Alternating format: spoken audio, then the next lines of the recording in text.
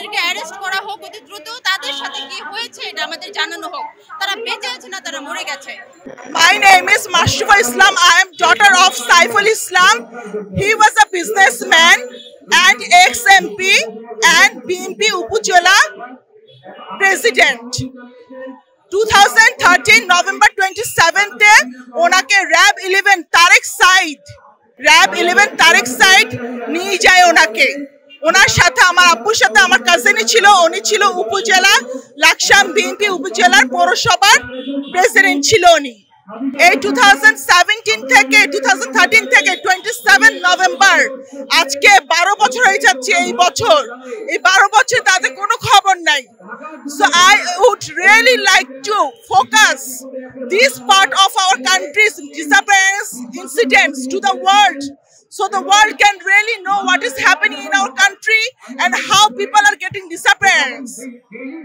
এই 12 বছর হয়ে গেছে। এই 12 বছরে অবশ্যই যাতে আমাদের এই ইন্টার্ম গভর্নমেন্টটা ফলো আপ করে এই জিনিসটা এবং আমাদের ফ্যামিলিকে, আমাদের বাবা মা ভাই বোন হাজবেন্ড যাদের আছে তাদেরকে যাতে ফিরিয়ে দেয় এবং ইন্টার্ম গভর্নমেন্ট যাতে doctor Yunus please focus on this chapter please.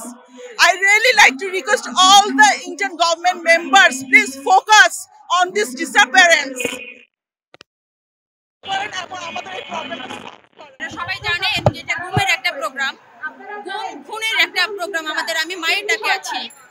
তো আমরা আসলে বর্তমান সরকারের সাথে আমরা গতকালও দেখা করেছি। আমরা 7 জন গিয়েছিলাম, প্রধান উপদেষ্টা স্যারের সাথে দেখা করে আসছি। তো উনি আমাদের আশ্বাস দিয়েছে।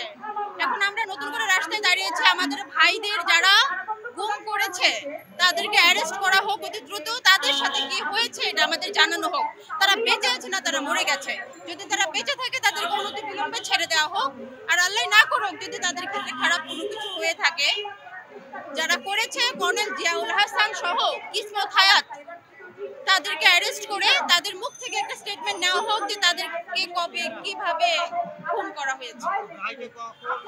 2013 সালে জন এক জায়গা থেকে উঠিয়ে নিয়ে গেছে র্যাব 1। এই অপারেশনে ছিল কিসমত হায়াত, ও ছাত্র দলের সাথে জড়িত ছিল। আপনারা সবাই জানেন যে 2014 সালের 5 জানুয়ারি নির্বাচনকে ঘিরে বাংলাদেশে যে অবৈধ ফ্যাসিস্ট সরকার ছিল, মানুষের জবান বন্ধ করার জন্য, মানুষকে ভয় পাওয়ানোর জন্য এগুলা কর্ম করেছেন।